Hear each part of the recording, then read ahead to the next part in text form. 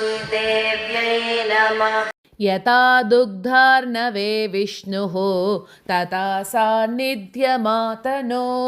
तस्य नैऋतदिग्भागे पूर्ववत् तत्प्रमाणतः। नन्दिगङ्गापुरी तत्र चण्डालाय पुराहरः कृषिमुख्यवृषस्यास्ये गङ्गां कृत्वात पञ्चमं स्नापयित्वा स्वभवनं दत्तवांस्तत्र शङ्करः तस्य चाग्नेयदिग्भागे पूर्ववत् तत्प्रमाणतः त्रिवेणीसङ्गनगरी प्रागुक्ता तत्र वर्तते एतच्चतुर्दिङ्मध्यस्था पुरा पद्मासनेन भूः कृता शालाश्वमेधार्थं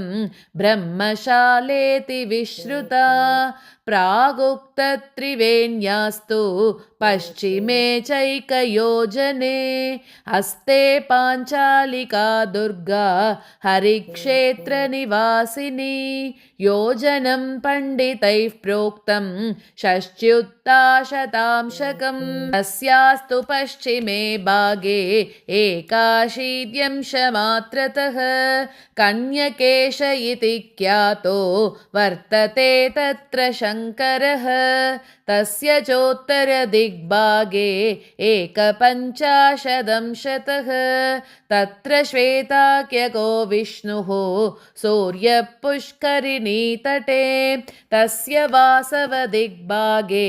भाति सप्तदशांशतः क्षेत्राङ्गीति महादुर्गा चन्द्रपुष्करिणीतटे तस्याग्निगोचरे राजन् एकपञ्चाशदंशतः महापाञ्चालिका दुर्गा प्रागुक्ता तत्र वर्तते एतच्चतुर्दिङ्मध्यस्थं काञ्चीक्षेत्रं नृपोत्तम पृथिव्यागोस्वरूपाय यत्काञ्चीस्थानतां गतं तस्माक्षेत्रमिदं पुण्यं काञ्चीक्षेत्रं प्रचक्षते विष्णुनाधिष्ठितं क्षेत्रं शिवः सान्निध्यकारकं महाशक्तिप्रभावाट्यं शक्तिप्राधान्यवैभवात् विनाशरहितं क्षेत्रं तस्मात् सत्यव्रताः वयं सरिच्चैलालयाङ्कैश्च क्षेत्रं भास्करसंज्ञिकं बिलवृक्षविमानाङ्गैः क्षेत्रं तैजसमुच्यते शिवशक्त्यात्मकं क्षेत्रं तथा हरिहरात्मकम् आत्मशक्तिर्महामाया सा माया स्वगुणैर्द्विता विष्णुशक्तीति भावाभ्यां निर्गुणा हि एकदा स च तत्र प्रवर्तते देवी सगुणा त्रिविधात्मिका तस्मात् सा च महाक्षेत्रे शून्यस्त्रीपुंसभेदतः त्रिविधात्मकरूपाढ्यं क्षेत्रं क्षातः वयंवरम् अच्युतं निर्मलं स्थानं सदा साधुजनावृतं कैलासोऽपि च वैकुण्ठम् आधिश्रीपुरमन्दिरं भूमौ तत्रैव लक्ष्यन्ते नान्यक्षेत्र कदाचन सुरद्रुमाश्च तरवः गङ्गातीर्थं पयोकिलं सुरास्ते मानवाः सर्वे पाषाणाश्च हरीश्वरौ रजः पावनकृत्तत्र वातः पापहराङ्कुशः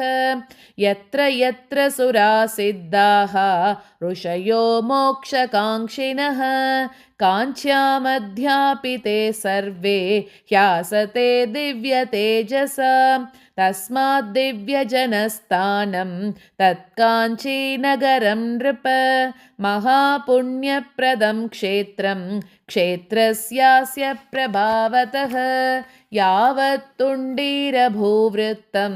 तावत् काञ्चीतलं स्मृतं तन्मध्यगामिनी क्षीर सरिच्छ्रेष्ठा महानदी सर्वपापप्रशमनी मुक्तिदा स्नानतो नृणां श्रीविद्या परमेशान्याः स्तनकुम्भसमुद्भवा सा सुधा ज्ञानदा देवी त्वमृतत्वप्रदायिनी जरामरणदुःखग्नि सुधाक्षीरकृताम्बसा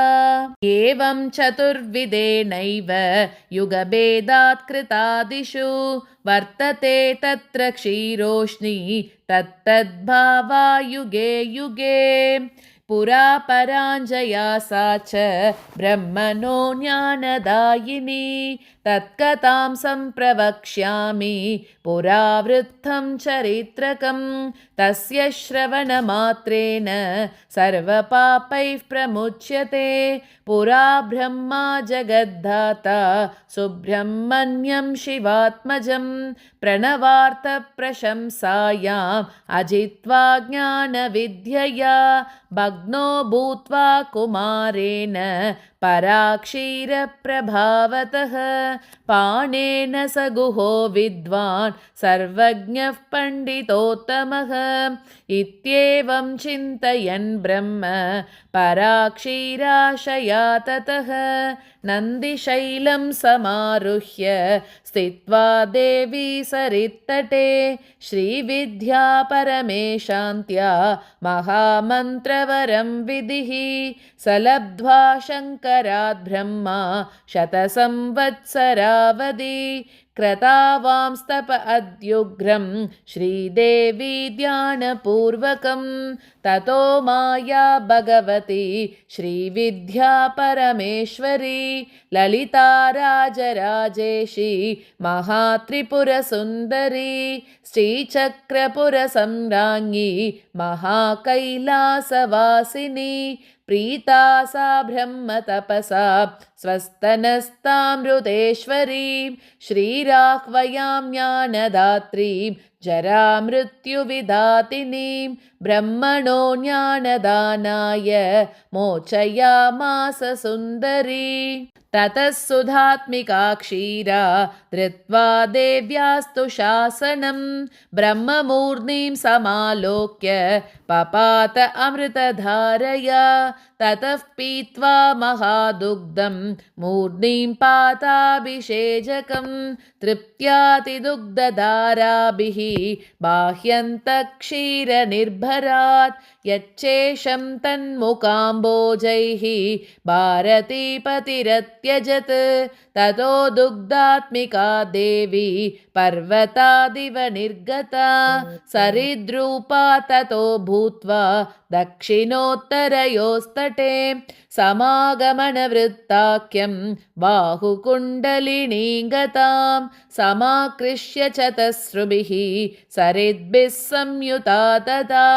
काञ्चीदेशं ततः प्राप्य पूर्वसिन्धुं परागता ततोऽथ भगवान् ब्रह्मा सर्वविद्यासु पण्डितः क्षीरनद्याः प्रभावेन सर्वज्ञो भूत्पितामहः दृष्ट्वा तु तां नदीं क्षीरां मुदा तस्यै वरं ददौ यः पयोष्ण्यां नरस्नायात् पूर्वज्ञानोदयेन च सत्यज्ञानतनुर्भूत्वा कैवल्यं पदमाप्नुयात् एवं वरेण संयुक्ता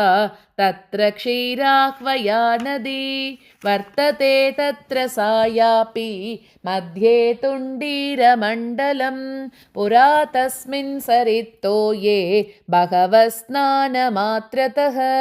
सज्ञानतनवो भूत्वा गताः कैवल्यसद्गतिं तेषु कश्चित् पुरा विप्रः पापकृत्ये सदारतः देहान्ते नरकं प्राप्य पापशेषादसौ पुनः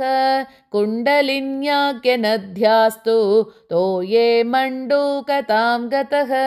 ततः क्षीरनदीसङ्गात् द्विजो मण्डूकरूपभृत् तन्नदीडुण्डुभग्रस्तः पूर्वज्ञानतनूरभूत् तत्राजिलज्ञानयोगाद् बेजे कैवल्यसद्गतिं तस्मात् क्षीराह्वया श्रेष्ठा नदीनां ज्ञानदायिनी तन्नद्याश्चोत्तरे पार्श्वे पादयोजनमात्रतः काञ्चीक्षेत्रं तपस्थानं प्रागुक्तं तत्र वर्तते तस्मिन् क्षेत्रे महाशक्ति श्रिदारूपेण वर्तते सा देवी ब्रह्मदेवस्य तपोविघ्नाय वै पुरा त्रिदारूपं समाश्रित्य तत्तपोविघ्नमातनोत् तत्कथां सम्प्रवक्ष्यामि सर्वपापप्रणाशिनीं सुरदक्ष्मापते भक्त्या सावधानमनाशृणु पुरा ब्रह्मजगद्दाता लोकनाथः पितामहः स्ववंशजानं दैत्यानां मृतानां प्राणकाङ्क्षया तेषां वरार्जनार्थाय अमृतत्वप्रदाय च आसाद्य नगरीं काञ्चीं कामाक्षी सन्निधिं मुदा सम्प्रविश्य महाशक्तिं कामाक्षीं तां समर्च्य च स्थित्वा तत्रैव स ब्रह्मा कर्णजौ मधुकैटभौ तपोविघ्नविनाशार्थम् अनन्यागमनाय च बहिर्द्वारे तु तौ स्थाप्य विलस्तो रक्षणाय च तपश्चकार भगवान् राक्षसानां समृद्धये ततः कदाचित् कामाक्षी सर्वदैत्यनिकृन्तनी दैत्येषु क्रोधमास्ताय तपोविघ्नाय वाक्पतेः पृष्ठे तद्ब्रह्मदेवस्य मधुकैटभयोर्गता स्वस्वस्थाने स्वरूपेण स्थित्वा साश्चर्यमायया विष्णुरूपेण बाह्मेऽस्मिन् स्थित्वा चक्रायुधेन च ग्रीवाच्छेदं ततः कृत्वा हत्वा तु मधुकैटभौ स्वरूपस्याग्रदिग्भागे स्वरूपं वीक्ष्य संस्थिता ततो ब्रह्मा तपोनिश्चो मधुकैटभनिस्वनं यमबाधासु जनितं ध्वनिं दुःखेन नादितम् आकर्ण्यदिगिते ब्रह्मा क्षणादुत्थाय तीव्रतः द्वारदेशं समागत्य दृष्ट्वा तौ हतकन्दरौ महान्तं कोपमाश्रित्य हन्तारं विशिकायसः गतं तीव्रेण भयतः शङ्खचक्रगदाधरं दूरतोणलदिग्भागे गत्वा तत्रोपसंस्थितं दृष्ट्वा हन्ता स एवेति परं निश्चित्य पद्मभूः गत्वा तस्य समीपे तु तं हन्तुं स पितामहः कोपेण सहितो ब्रह्मा करे ब्रह्मास्त्रमानयत् ततः पितामहं विष्णुः शत्रुसंहारितेजसं युद्धायोद्युक्तकोपाढ्यं करे ब्रह्मास्त्रसंयुतं दृष्ट्वा प्रणम्य शिरसा पुनरुत्थाय केशवः नाहं हन्ता तयोर्ब्रह्मन् नियन्ता भगवान् हरः मधुकैटभसंहारं कृत्वाद्यैव विनिर्ययौ अवलोकयते पृष्ठे रुद्रं तं तीव्रतो गतम् इत्युक्त्वा तस्वहस्ताभ्यां सूचयन्तम् उमापतिं स्थित एवात्मनस्ताने ब्रह्मपृष्ठे हरात्मकः भूत्वा जगामत्वरया तस्य वायव्यभागतः ततो ब्रह्मा हरेर्वाक्यं श्रुत्वा वायव्यभागके वीक्षमाणो महादेवं कालकालम् अघोरकं कपालशूलहस्ताढ्यं भीमं भैरवरूपकं तदा कोपेण स ब्रह्मा रुद्रान्तिकम् उपयाययौ ततो ब्रह्माणमायान्तं कोपसंरक्तलोचनं सम्प्रेक्ष्य भगवान् रुद्रः धृतपाशुपतास्त्रकः अव्यक्ततेजसा तत्र बभौ तत्र क्षणेन वै व्योम्निलीनं महादेवं दृष्ट्वा किं चित्रमित्यपि स विचिन्त्य ततो ब्रह्मा नैव पश्यन् महेश्वरं विष्णोस्थानं पुनर्ब्रह्मा समागच्छत्ततो हरिः अव्यक्ततेजसा तत्र बभौ सोऽपि जनार्दनः तत्र व्योम्नि गतं दृष्ट्वा किं चित्रमिति तत्र तु विचिन्त्य भीत्या स ब्रह्मा स्वप्राणत्राण उद्यतः तत्परित्यज्य सहसा भेजे स्वभवनं भयात् पश्चात् काञ्ची महाक्षेत्रे तु अव्यक्तज्योतिरात्मकः स शिवः शङ्करः शम्भुः महाप्रलयके विभुः चूतबीजाकृतिर्भूत्वा बभौ एकाम्रसंज्ञया तथैव भगवान् विष्णुः तेजसा व्यक्तविग्रहः ब्रह्माश्वमेधयागाग्नौ बभौ वरद इत्यपि तस्माद् विष्णुमहादेवौ तावुभौ शक्तिरेव हि सा शक्तिस्तत्र कामाक्षी त्रिविधा तत्र सा परा तस्या विलासस्त्रिविधः